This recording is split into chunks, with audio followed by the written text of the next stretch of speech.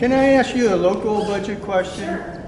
Okay, on the party platform that was adopted by the Republican Party, part of it was to take back federal lands.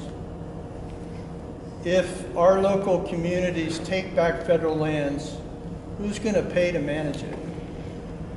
Well, it could be a variety. It could be in some cases you could do contracts with the private sector. You could do county management. There's lands that counties.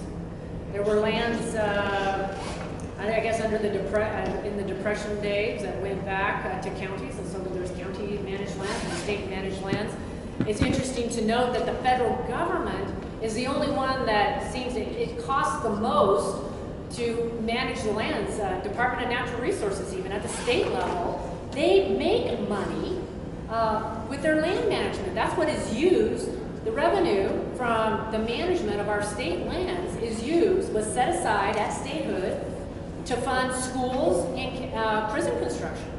And yet the federal government, the U.S. Forest Service, continually tells us that they lose money every time they put up a sale. Well, one other question also. The biggest budget issue when our local governments take over those federal lands is managing forest fires.